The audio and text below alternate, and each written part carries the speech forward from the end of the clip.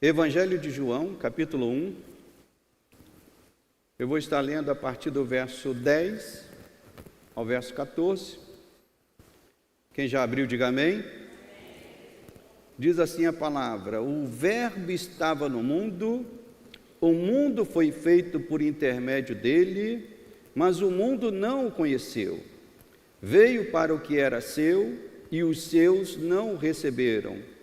Mas a todos quanto receberam, deu-lhes o poder de serem feitos filhos de Deus, a saber, aos que creem no seu nome, os quais não nasceram do sangue, nem da vontade da carne, nem da vontade do homem, mas da vontade de quem, meus irmãos? Do próprio Deus.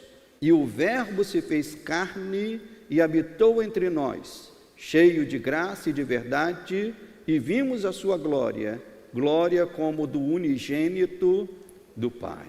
Somente até aqui, amado Deus e amado Pai, nós te damos graças, Senhor, por esta oportunidade maravilhosa que temos de poder meditar na Tua palavra, ouvir a Tua voz, ó Deus, aprender, Senhor, do Senhor, ó Deus, e buscar colocar em prática isso nas nossas vidas. Senhor, obrigado, Senhor, porque o Teu Espírito tem movido cada um dos Teus filhos com esse desejo, o desejo de estar na Tua casa para ouvir a Tua voz, Senhor.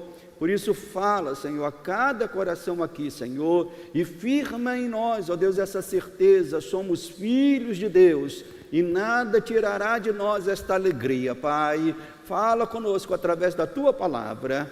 Nós te pedimos isso, no nome santo de Jesus, e que os filhos de Deus digam amém e amém. Os irmãos podem assentar.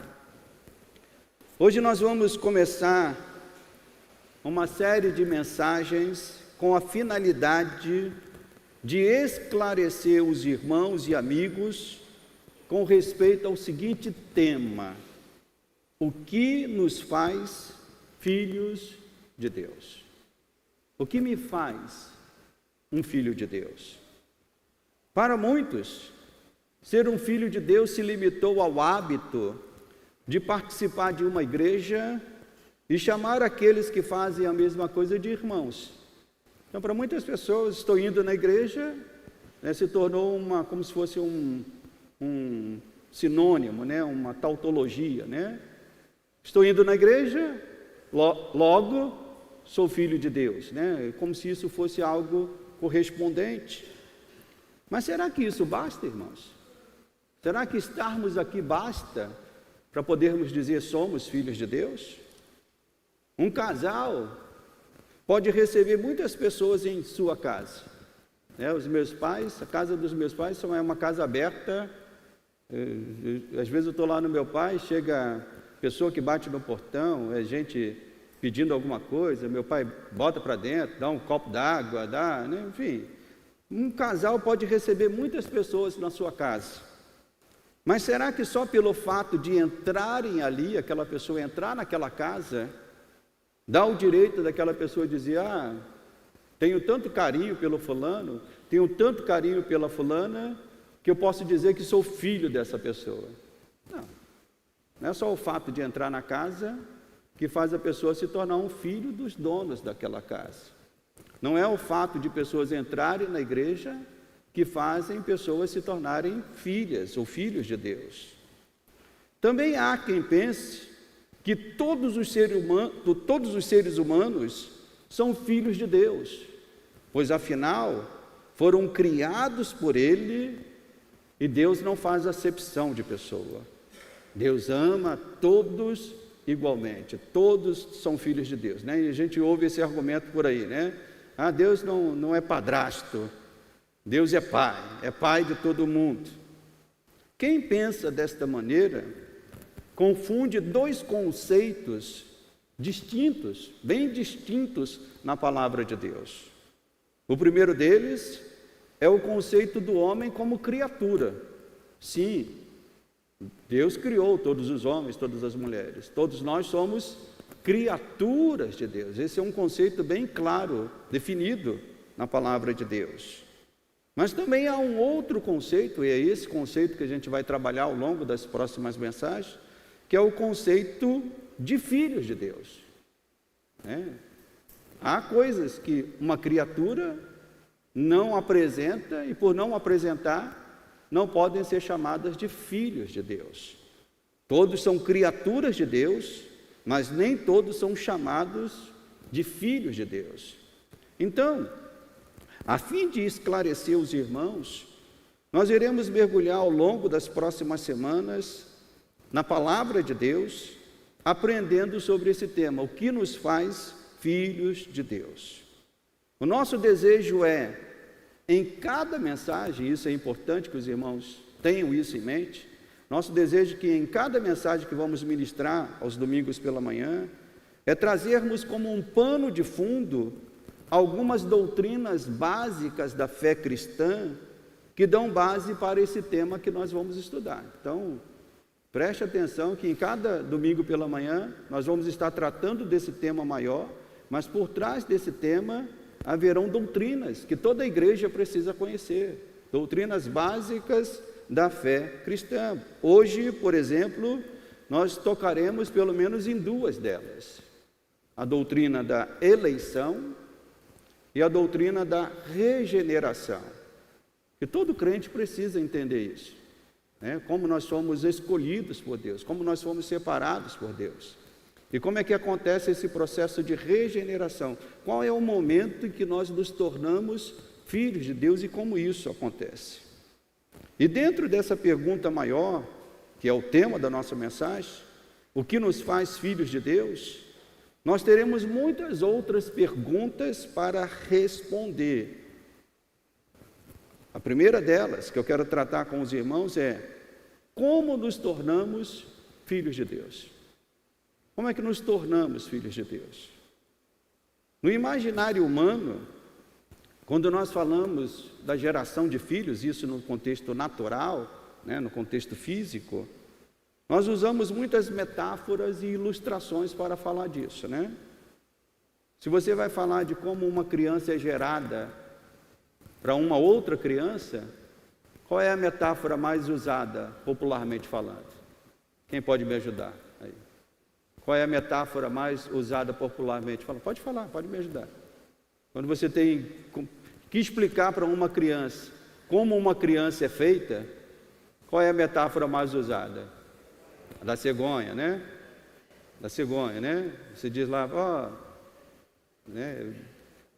papai queria um outro filho, especialmente quando você já tem um filho, aí vai vir o segundo, Papai queria um segundo filho, aí papai e mamãe pediram a Deus, Deus mandou lá. É uma metáfora que está no imaginário popular, é muito conhecida, até que essa criança cresce, começa a ficar esperta com relação às coisas e diz assim: meu pai e minha mãe me enganaram, isso era uma historinha furada, uma lorota, Mas no imaginário humano nós temos que muitas vezes usar dessas ilustrações. Ou senão, também usamos a história, e aí também é muito divulgada, a história da corrida dos espermatozoides, Também é uma metáfora, uma ilustração muito conhecida quando se fala da geração, dizendo que para nascermos, e isso às vezes até empolga pessoas, dizendo assim: para nascermos tivemos que vencer uma competição, uma corrida com milhões e milhões de outros corredores, e nós fomos os campeões, ganhando o direito de nascer. O problema com isso é que ninguém se lembra dessa corrida. Você se lembra dessa corrida? Quando você estava lá, eu não me lembro. Nenhum de nós se lembra desta corrida. Ninguém se lembra dela. E mais, antes disto, nós devemos entender que houve a vontade de duas pessoas, que por meio dessa vontade é que de fato nós viemos a ser gerados. Não foi uma vontade nossa própria, foi vontade externa, foi vontade de outras pessoas, nosso pai, nossa mãe, que por vontade deles nos geraram. Então, não é uma vontade nossa, não é uma competição que nós travamos. Então, a primeira verdade que nós precisamos afirmar, e essa é uma primeira afirmação que eu quero que essa mensagem traga ao coração dos irmãos, é esta: nos tornamos filhos pela vontade de Deus. Você se torna um filho de Deus, em primeiro lugar, pela vontade de Deus. É vontade exclusiva, é vontade soberana, é vontade livre de Deus.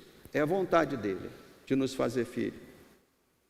E na maioria dos casos, a chegada dos filhos é algo planejado pelos pais, né? Na maioria dos casos. Eu recordo-me que no momento em que Denise e eu decidimos ter os nossos filhos, né? Na década de 90, alguns anos atrás, meu filho, no mês de outubro, agora vai fazer 33 anos. Então, na década de 90, nós tínhamos pouco tempo de casado. Denise passava muito mal com os remédios, né, para evitar, trazia muito problema para ela. Se eu não me engano, com 6 meses de casado, mais ou menos, nós falamos, vamos, você vai parar de tomar o remédio e seja o que Deus quiser. E de fato, foi o que Deus quis. Rapidamente ela ficou grávida, né, o nosso primeiro filho veio, né. Lídia, nossa filha, já foi por um motivo diferente. Juninho tinha 4 anos e sentimos que seria bom ter um irmão para agitar um pouquinho, né, a vida dele. E de fato, ela veio e agitou demais a vida do irmão.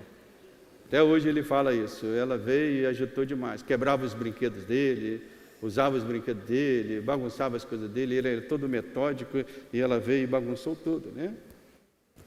A Bíblia nos ensina, irmãos, que Deus já nos conhecia, ouça isso, Deus nos conhecia e nos tinha como seus filhos antes da fundação do mundo. Você consegue imaginar isso? Eu tento imaginar isso, eu tento acomodar isso na minha cabeça, mas eu não consigo acomodar isso perfeitamente, né? Porque isso é grande demais para mim, é grandioso demais para mim. Mas a Bíblia faz essa afirmação, que antes da fundação do mundo, Deus já nos tínhamos como seus filhos. E uma coisa que nós precisamos entender é que Deus, ouça isso, Deus não sonha. Em Deus, tudo já é conhecido e determinado.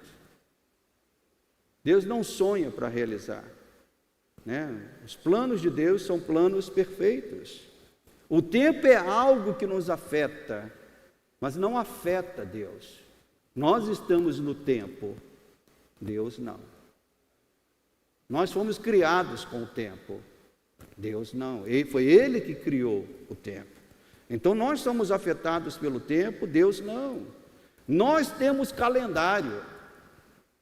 Deus tem um agora eternamente. Para Deus, tudo está nesse exato momento. Para Deus não existe passado, presente, futuro. Deus conhece todas as coisas. E em Deus tudo faz parte do seu plano perfeito. Então Deus age na história, mas não está sujeito a ela. Na verdade, Ele conduz a história para que reflita o seu plano eterno. Antes da fundação do mundo, Deus já tinha determinado o seu plano eterno. A história está acontecendo aqui, mas Deus está conduzindo a história para que a história reflita o seu plano eterno. E nesse plano eterno, aquilo que a Bíblia afirma, que Deus já nos conhecia antes da fundação do mundo. Então, antes que Deus dissesse, haja luz, e tudo passasse a existir, Ele já sabia e conhecia cada um daqueles que seriam seus filhos por meio de Cristo Jesus. Ele já conhecia Diácono Luiz, ele já conhecia o irmão Eliseu, já conhecia a irmã Cristina, já conhecia o irmão Alexandre. Antes da fundação do mundo, ele já conhecia cada um de nós. É verdade, pastor? Verdade. E isso fica claríssimo na palavra de Deus. Abra comigo agora, Efésios, capítulo 1. Efésios, capítulo 1. Eu, quando leio essas coisas, eu fico cada vez mais maravilhado com esse Deus. E quero que você fique maravilhado também com isso. Efésios, capítulo 1, versículos 3 a 5. Quem já abriu, diga amém. Diz assim: bendito Deus e Pai de nosso Senhor Jesus Cristo, que tem nos abençoado com toda a sorte de bênção espiritual nas regiões celestiais em Cristo, assim como nos escolheu. O que diz a palavra, irmãos? Nele, antes da fundação do mundo, para sermos santos, irrepreensíveis perante Ele em amor, nos predestinou para Ele, para a adoção de filhos, por meio de Jesus Cristo, segundo o beneplácito de sua própria vontade. Amém, meus irmãos? Eu volto a dizer, eu não entendo isso perfeitamente. Quando eu falo não entendo, porque isso é algo muito elevado para mim. Eu sou um ser sujeito ao tempo. Eu sou condicionado ao tempo. Nós somos condicionados ao tempo. Deus não. Antes da fundação do mundo, diz o texto bíblico, Ele nos escolheu, nos predestinou para a adoção de filhos, para vivermos de maneira irrepreensível, santa e perante Ele. Esta eleição, ou essa escolha de Deus, é algo misterioso, irmãos, e é isso que nós também devemos manter, a dimensão de algo que é muito mais elevado do que nós. É algo que aconteceu antes que houvesse mundo, mas que se revela no tempo e no espaço, na vida daqueles que se rendem a Cristo e reconhecem nele o caminho para esta adoção de filhos. Deus fez isso antes da fundação do mundo, mas Deus está revelando isso no tempo e no espaço. Aqueles que Deus escolheu para serem seus filhos do século XV, eles já foram manifestados no tempo e no espaço. Hoje nós cantamos um louvor aqui que tem 500 anos. Você sabia que você cantou um louvor nesta manhã que tem 500 anos? Castelo Forte. De um homem que foi adotado por Deus para ser seu filho antes da fundação do mundo, mas queria se manifestar no século XVI, Martinho Lutero. Deus também nos escolheu antes da fundação do mundo, e nós estamos nesse tempo manifestando esta escolha de Deus. Então nós devemos também firmar isso, que sem Jesus ninguém pode dizer sou filho de Deus, porque está aqui bem claro, para a adoção de filhos, mediante quem, irmãos? Você só pode dizer que é filho de Deus mediante quem? Jesus. Sem Jesus, não há como uma pessoa se tornar filho de Deus. Pode ser uma pessoa boa, pode ser uma pessoa caridosa, mas o que nos faz filhos de Deus é estarmos em Cristo Jesus.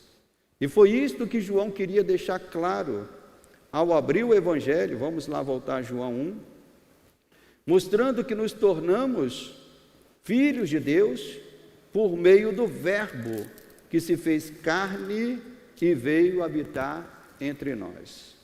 Então, firme isso, Deus te escolheu antes da fundação do mundo, para que você pudesse ser seu filho. Outro ponto importante, para deixarmos claro, somos, e aí uma pergunta, somos nós que escolhemos Deus, ou é Deus que nos escolhe para sermos seus filhos? Somos nós que escolhemos Deus, ou é Deus que nos escolhe? Talvez você já tenha visto uma declaração que hoje muitas pessoas fazem, e é uma declaração que tem se tornado popular, às vezes pais querendo fazer uma declaração de amor para os seus filhos, colocam na rede social e às vezes colocam uma frase assim, mais ou menos: obrigado, o pai ou a mãe, colocando para o filho, escrevendo mais ou menos assim: obrigado por nos escolher para sermos seus pais. Não sei se você já leu essa frase em algum momento. Quem já leu essa frase aí em algum lugar, né? A pergunta é: faz sentido essa declaração? Faz sentido? É o filho que escolhe o pai? É o filho que em algum lugar disse: vou escolher, sei lá, minha filha Lídia, vou escolher entre tantos pais e mães que existem no mundo, vou escolher o Josenildo, vou escolher a Denise. Faz sentido esta declaração? E mais, tem razoabilidade nela? Eu não vejo razão, não há uma razoabilidade. Todos nós sabemos que não são os filhos que escolhem os pais. No estudo teológico, a pergunta em questão é: somos nós que escolhemos Deus ou Deus que nos escolhe? No estudo teológico, essa pergunta produz duas grandes correntes de entendimento. A primeira delas é chamada corrente sinergista e considera que nos tornamos filhos de Deus por uma cooperação de vontades, tanto vontade de Deus como vontade do homem. Então, na corrente sinergista, há uma cooperação de vontades. Deus nos escolhe, mas também nós escolhemos Deus, como se houvesse um momento paralelo para isso. A segunda corrente de entendimento é chamada de monergismo ou monergista e considera que nos tornamos filhos de Deus pura e unicamente pela vontade livre e soberana de Deus. Foi Deus que nos escolheu para sermos seus filhos. As duas correntes, obviamente, de entendimento, elas se baseiam fartamente em textos bíblicos. Se você for estudar o monergismo e o sinergismo, você vai encontrar respaldo bíblico nas duas, né? Elas são correntes que estão extraindo de textos bíblicos, né? Se baseando em textos bíblicos. No entanto, nós entendemos que a posição monergista seja mais fiel à palavra de Deus por alguns motivos. Por que nós entendemos que fomos feitos filhos de Deus por uma escolha exclusiva de Deus? Ou seja, foi Deus que nos escolheu. Primeiro, a Bíblia diz que Ele nos escolheu antes da fundação do mundo. Quem estava lá antes da fundação do mundo para discutir com Deus? Tinha alguém aqui que estava antes da fundação do mundo para dizer: não, Deus, peraí. Não. Ele nos escolheu antes do tempo, antes de qualquer coisa. Então, temos algumas razões. Uma delas, como aconteceu com Adão, quando este foi criado e precisou do sopro de Deus para se tornar alma vivente. A Bíblia diz que Deus criou Adão e até aquele momento Adão era um corpo inerte. Até o momento que Deus fez o quê? Soprou nele o fôlego de vida e ele passou a ser alma vivente. A Bíblia nos diz, irmãos, que todos nós estávamos mortos em nossos delitos e pecados. Amém, meus irmãos? É isso que a Bíblia diz?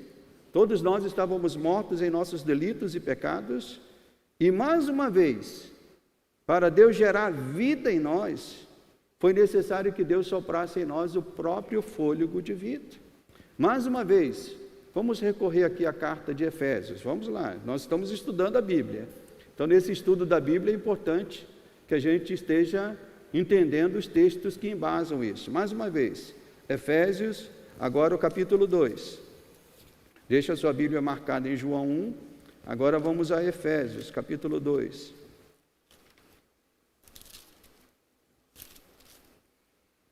Verso 1. O que diz aí? Ele nos deu vida, estando vós o quê, meus irmãos? Mortos em vossos delitos, pecados. Uma pessoa morta, o que ela pode fazer? Nada. Absolutamente nada. E aqui também nós podemos usar a ilustração da própria ressurreição de Lázaro. Lázaro estava morto naquele túmulo e só saiu de lá, por quê, meus irmãos? Porque a poderosa voz de Cristo entrou naquele lugar e produziu nele o quê? Vida novamente. Então nós nos tornamos filhos, porque a palavra de Deus produziu em nós vida espiritual, vida novamente. Uma outra razão, na condição do pecado, o pecado nos impossibilitava de nos achegarmos a Deus. O pecado se torna uma barreira entre qualquer homem e Deus. Não há mérito em nenhum de nós para podermos nos achegar a Deus, né? Não somente méritos e a própria vontade. A nossa vontade foi corrompida a tal ponto que nenhum homem que viva no pecado, ele deseja Deus, a não ser que haja uma obra de Deus no coração dele, trazendo regeneração, trazendo vida novamente. Isso também pode ser embasado em Romanos, capítulo 3. Agora vamos a Romanos, capítulo 3. Romanos 3, verso 9.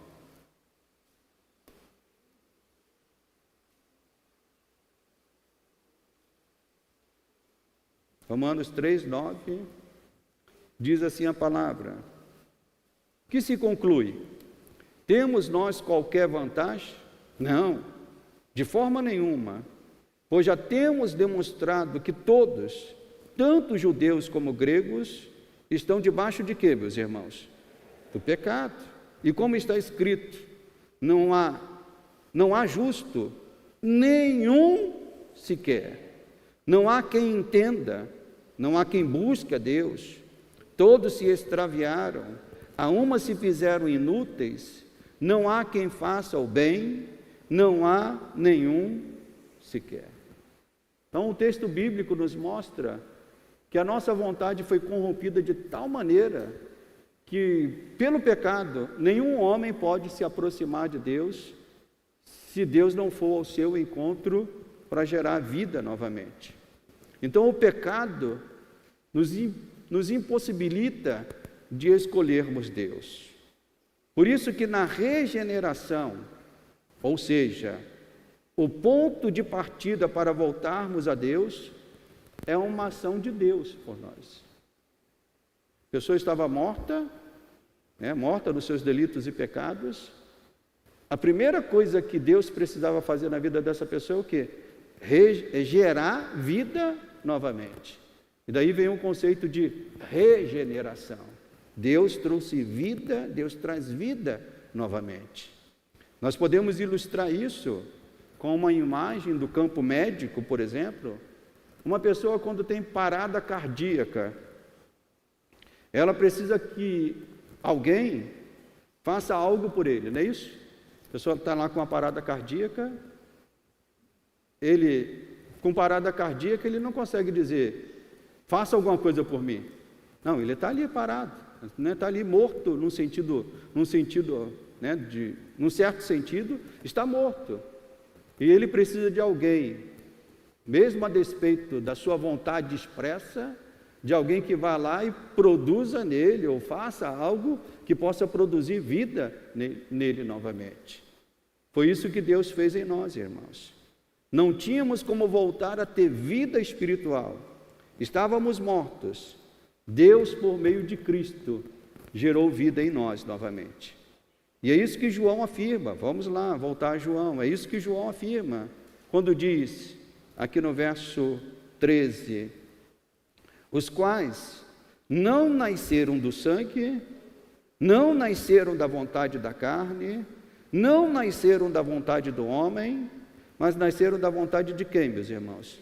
Do próprio Deus. E note que nós estamos falando aqui, meus irmãos, do ato de regeneração. É esse ato, o ponto de partida.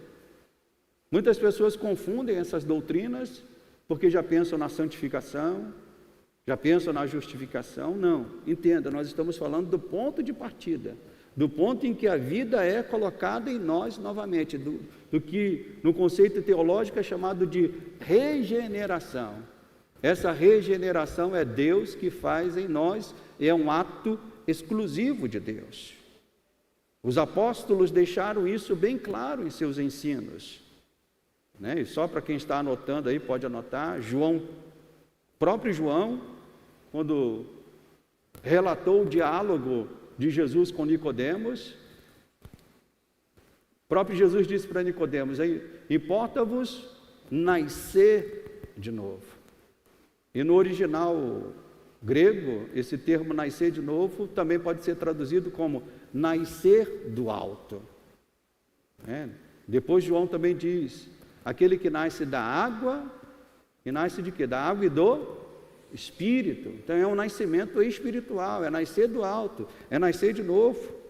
Tiago também fala isso no capítulo 1, no verso 18. Então os apóstolos entenderam muito bem isso, que nós nascemos por uma ação do alto, por uma ação do Espírito, uma ação que vem do próprio Deus. É Deus que opera em nós isso. Amém, igreja? Então essa regeneração é um ato de Deus na nossa vida. Mas para que tudo isso se tornasse real a nós, humanidade, pois tudo já era real para o próprio Deus, a gente sempre tem que ter essa dimensão. E essa é a grande dificuldade quando a gente estuda teologia, quando a gente estuda a Bíblia. Nós temos que tentar pensar a realidade de Deus. É algo muito difícil, né? Para que tudo isso se tornasse real, no tempo e no espaço, aquilo que já era real para Deus, antes da fundação do mundo, foi necessário Deus criar mundo, foi necessário Deus criar tempo, foi necessário Deus criar história, foi necessário Deus criar nossos dramas.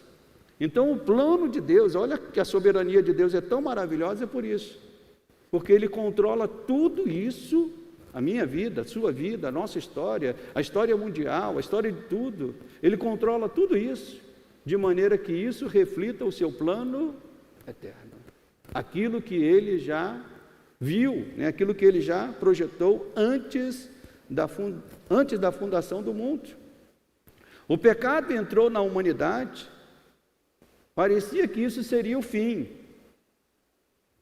Mas eu pergunto aos irmãos, será que algo pode fazer Deus perder o controle? Será que algo pode fazer Deus perder o controle, irmãos? Nada foge ao controle de Deus. Ele já sabia e havia providenciado, antes mesmo da criação do mundo, que Jesus seria o Senhor e Salvador de pecadores que iriam crer nele. Então, tudo isso, tudo que aconteceu no mundo, Deus já sabia e soberanamente está controlando tudo isso. Os profetas anunciaram isso. O apóstolo Paulo afirma isso, dizendo que na plenitude dos tempos, Deus traria o seu Filho, Jesus. E é isso que João está dizendo aqui no verso 14. Que aquele verbo, que verbo é esse, pastor? Aquele verbo que estava lá na criação do mundo, quando Deus disse, haja luz, o verbo estava na criação. Aquele verbo que estava ali acompanhando toda a história, conduzindo todo o povo de Deus. Chega um momento que Paulo diz, na plenitude dos tempos, verso 14 de João 1, e o verbo se fez o quê, meus irmãos?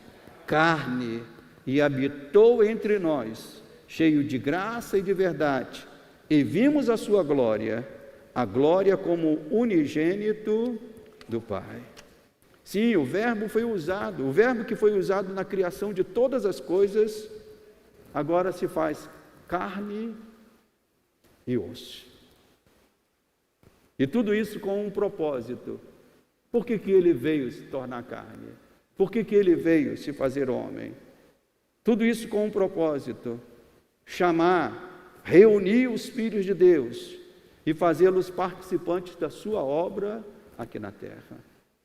Então, a principal razão pela qual Jesus veio a este mundo é para tornar claro aqueles que são filhos de Deus. É chamar os filhos de Deus. É reunir os filhos de Deus. Então, a missão de Jesus não é tornar este mundo um mundo melhor e trazer paz mundial por meio dos esforços humanos. Muitas pessoas querem atribuir a Jesus coisas que a palavra de Deus não afirma. Jesus não veio para tornar esse mundo um mundo melhor e trazer paz mundial. O Evangelho deixa claro que Jesus veio para cumprir o plano eterno de Deus. Na oração que ele faz lá em João 17, ele diz: eu te glorifiquei na terra, consumando a obra que me confiaste para realizar. Jesus veio a este mundo para cumprir o plano eterno de Deus, chamar para junto de si aqueles que Deus, o Pai, havia escolhido antes da fundação do mundo. E esses que são de Deus, ouvem um chamado, e por meio da obra do Espírito Santo, se tornam filhos. O Espírito Santo, ele trabalha na nossa vida desta maneira. A pregação é anunciada, o testemunho é anunciado, lá no trabalho você fala de Cristo para um amigo, para alguma pessoa, e quem torna essa palavra viva no coração daquele que ouve é o Espírito Santo. É Ele que produz vida, é Ele que traz vida. E foi isso que João explicou a Nicodemos: nascer de novo, nascer do alto, nascer do Espírito. Nicodemos entendeu isso logo, irmãos? Quem conhece o texto sabe que não, né? Que ele, peraí, como que é isso? Eu vou ter que voltar à barriga da minha mãe? Ela vai ter que me gerar de novo? Uma vez conversando com alguém que era envolvido em espiritismo, essa pessoa até usou esse texto de João para embasar, dar razão ao espiritismo. Eu disse: não, isso aí não tem nada a ver com reencarnação. E Jesus está dizendo aqui que ele precisa nascer do Espírito. É provar o novo nascimento. Então, regeneração, também o termo que pode ser usado é um novo nascimento. Novo nascimento e regeneração são as mesmas coisas. Nicodemos não entendeu isso num primeiro momento. Muitos também não entendem isso e querem se fazer filhos de Deus de qualquer jeito. Não, eu sou filho de Deus de qualquer jeito. Não, se não nascer de novo, diga comigo, se não nascer de novo, não é filho de Deus. Diga comigo, se não nascer do Espírito, não é filho de Deus. Se não nascer do alto, não é filho de Deus. Então, a primeira obra que nos faz filhos de Deus é provarmos esse novo nascimento, é sermos gerados por Deus.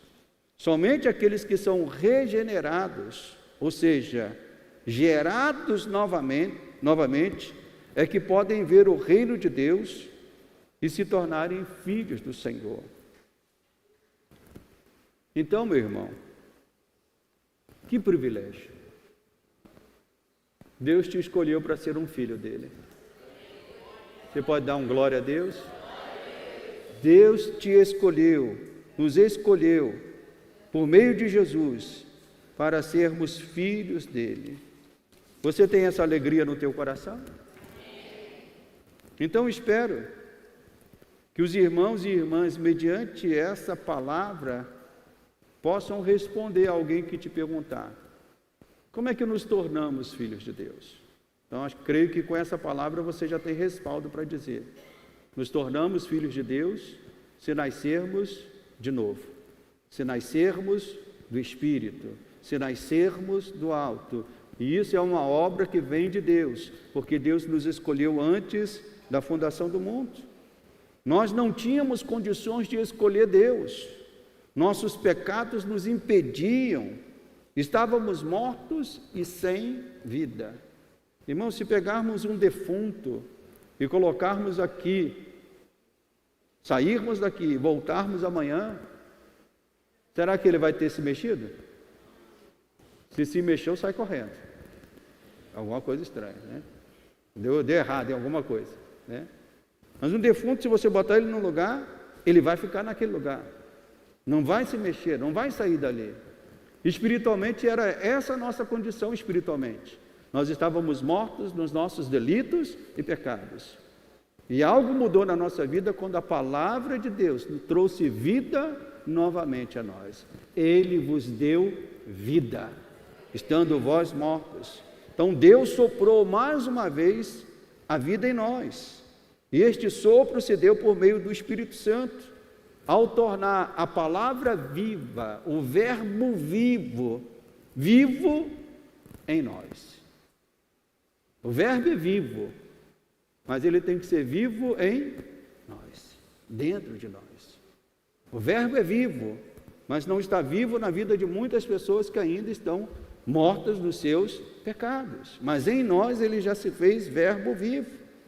Como disse João, nem todos o receberam. E esta será uma verdade que irá prosseguir.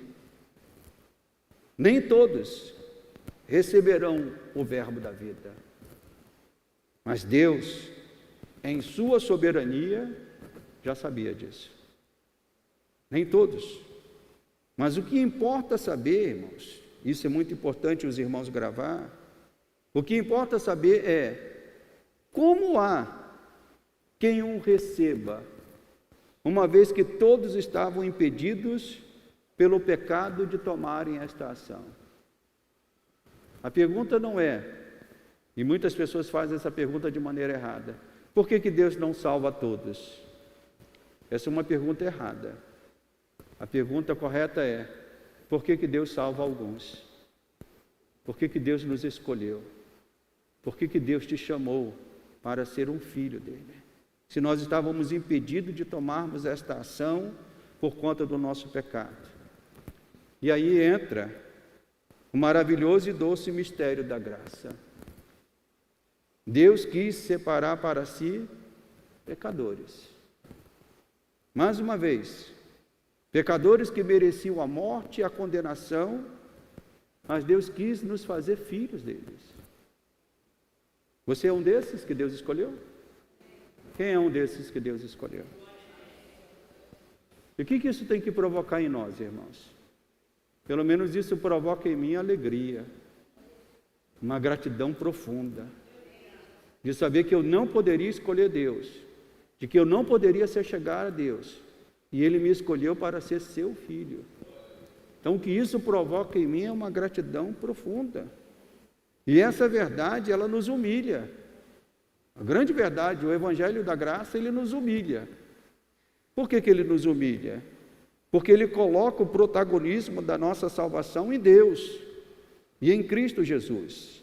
E tira de nós qualquer mérito em nossa regeneração. Isso nos humilha. Nós queremos fazer parte.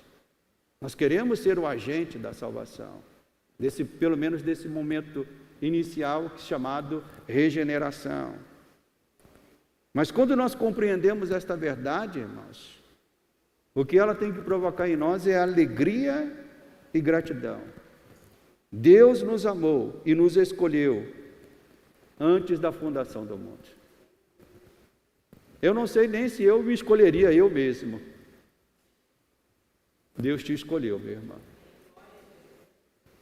Talvez você, se fosse contar pelos méritos humanos, você seria o que menos teria razão para ser escolhido. Mas Deus te escolheu, meu irmão. E Deus escolheu cada coisa estranha, é ou não é, meus irmãos? É ou não é, igreja? Até a Bíblia mostra isso. Deus escolheu um chamado Saulo de Tarso, que até gente que era da igreja disse, esse Deus não tinha que escolher, não. Mas Deus falou, eu escolhi ele, e vou fazer o meu nome ser engrandecido através da vida dele. Amém, igreja? Então, quando nós entendemos isso, que Deus nos escolheu, não pelos nossos méritos, mas por um amor gracioso, tremendo, isso tem que nos encher de alegria e de gratidão. Por fim, meus irmãos, esta verdade da escolha de Deus, da eleição de Deus, nos traz segurança. Por que nos traz segurança, pastor? Porque a despeito de todas as nossas falhas e tropeços que possamos ter neste mundo, nós temos paz em saber que Deus, o nosso Pai, estará trabalhando continuamente para nos fazer homens e mulheres que honrem o seu nome andando nas pisaduras de Cristo Jesus. Ele nos escolheu e Ele vai continuar trabalhando na nossa vida. Nós vamos tropeçar, nós vamos falhar, né? Mas como cantamos aqui nesta manhã, nas escolhas do louvor muito bem inspirado pelo Espírito Santo, nenhuma condenação há. Para quem está onde, irmãos? Na igreja? É isso que diz o louvor? É isso que diz a palavra? Para quem está em quem? Em Cristo Jesus. Então essa é uma garantia que vem a todos aqueles que entendem a palavra de Deus. Deus me escolheu e isso me traz garantia de saber que nenhuma condenação há, né? De que eu vou estar sendo guiado, sustentado, guiado, e se eu cair, eu tenho plena certeza, o Espírito Santo vai me levantar novamente.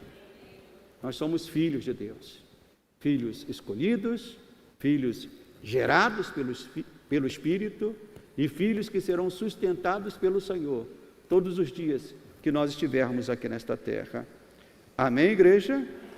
Então vamos nos colocar de pé.